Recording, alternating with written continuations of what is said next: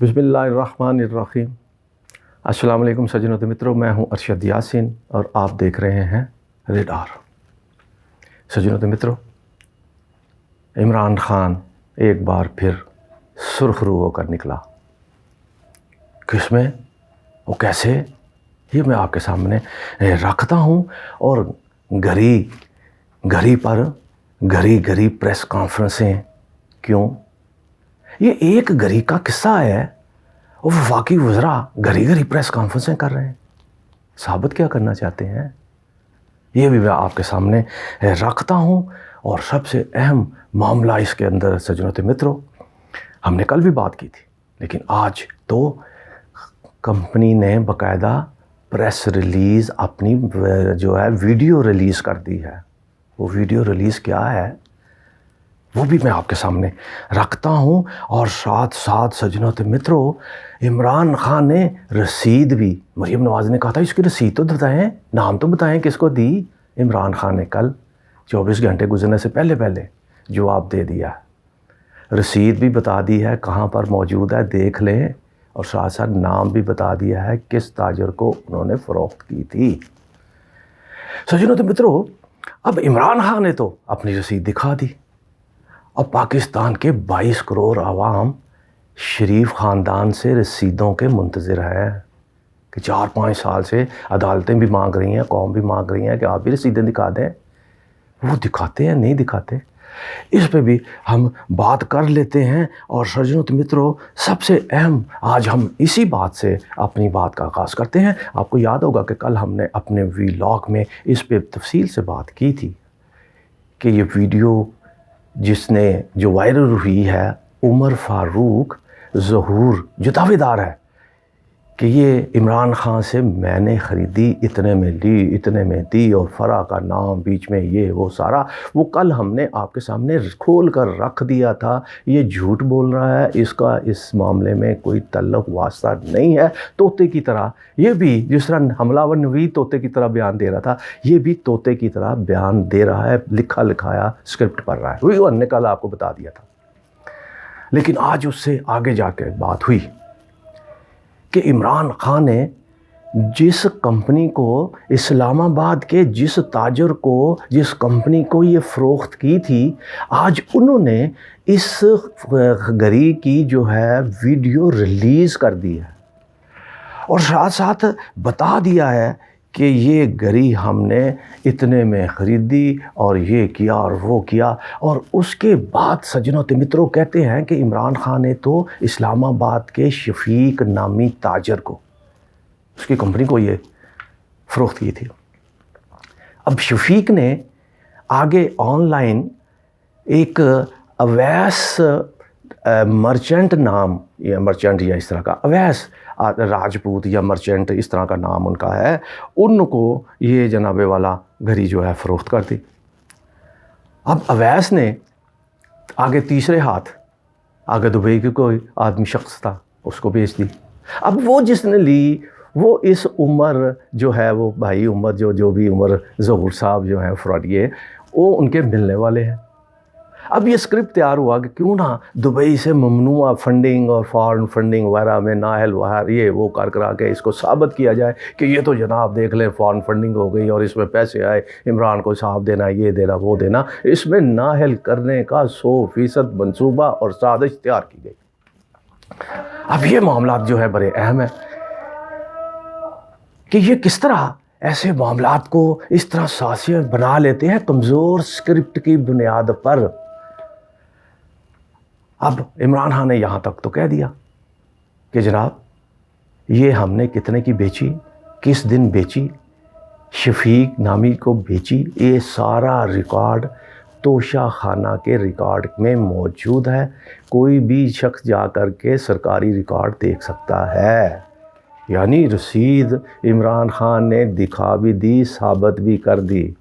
और इसमें ये बहुत अहम बात है सज्जनों तो मित्रों कि जो कंपनी है जिसने ये कह दिया, जिसने ऑनलाइन वीडियो रिलीज़ कर दी और बता दिया कि ये हमने ख़रीदी। अब सज्जनों मित्रों बात तो बड़ी सीधी है। एक चीज़ मैं बाज़ार से ख़रीदता हूँ, उसके बाद मैं उसको बेचता हूँ। जो ख़रीदार है वो जो आगे जितने की मर्ज़ी बेचे, जिसको मर्ज़ी बेचे। اس میں میرا کیا تعلق؟ اب عمران کا بھی اگر اس نے بیچ دی، شفیق کو دے دی، اب شفیق نے کسی کو دی، چور کو دی، سیاہ کو، سیاد کو دی، جس کو مرضی دی، اس کے میں قانون کس طرح پابندی لگاتا ہے؟ اور یہ وفاقی وزراء جن کو کارکردگی زیرو ہے، جو عوام کو ریلیف نہیں دے سکے، وہ پریس کانفرنس پہ فیصلہ، اس گری پہ گری پریس کانفرنس ہے، مریم اورنگزیب پریس کانفرنس، اور اس میں سب سے اہم پریس کانفرنس خواجہ آصف وزیر دفاع کی آئی ہے۔ اس نے کہا کہ جناب یہ ممنوعہ فنڈنگ ہوئی ہے، عمران خان کو تو جواب دینا ہوگا کہ دبئی سے پیسے آئے گھری کے، یہ ہوا وہ ہوا۔ انہوں نے کہا تھا نا کچھ شرم ہوتی ہے، کچھ حیا ہوتی ہے، کہا تھا نا خواجہ آصف نے۔ اب لوگ کہہ رہے ہیں ان کو کہ کچھ شرم ہوتی ہے، کوئی حیا ہوتی ہے۔ اب لیٹسٹ سجنوں متروں نئی بات، عثمان ڈار انہوں نے بھی کل ایک ٹی وی چینل میں یہ بات انکشاف کر دیا کہ عمر ظہور سہولت کار ہے خواجہ آصف کا، سپانسرڈ ہے، اور یہ ساری جو کارکردگی، ساری کارروائی اور سارا پلان منصوبہ یہ خواجہ آصف نے بنایا ہے۔ اور اس نے یہ بھی انکشاف کیا کہ یہ سیالکوٹ کے نشاط کالونی کا رہنے والا ہے، میرے رہائش گاہ کی پچھلی گلی میں رہتا ہے، اور اس کا اٹھنا بیٹھنا، کھانا پینا اور بہت سارے تجارتی معاملات خواجہ آصف کے ساتھ ملتے جلتے ہیں۔ اس لیے خواجہ آصف کو تکلیف ہوئی، وزیر دفاع باہر نکلے اور کہا کہ جناب یہ دینا پڑے گا، وہ دینا پڑے گا، ممنوعہ فنڈنگ عمران نے تو دی ہی نہیں، دبئی تو گئی نہیں۔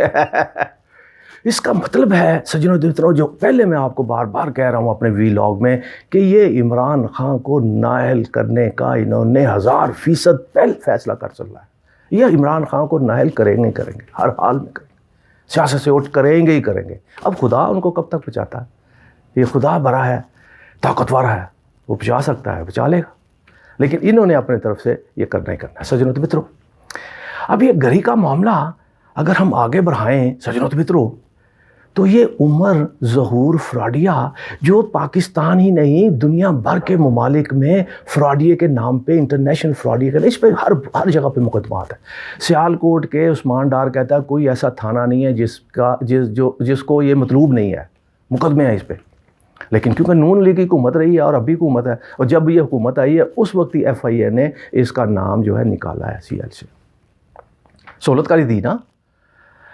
اب اسی فراڈیے کی بیوی، سجنوں متروں بڑی اہم بات کرنے جاؤں، اس کی بیوی صوفیہ مرزا، یاد ہے نا، آپ جانتے ہیں نا صوفیہ مرزا اداکارہ، جو پیچھے 2-3 سال سے بیچاری چیخ رہی ہے، عدالتوں کے چکر لگا رہی ہے کہ میرے خاوند نے میری بیٹیاں اغوا کر لی ہیں۔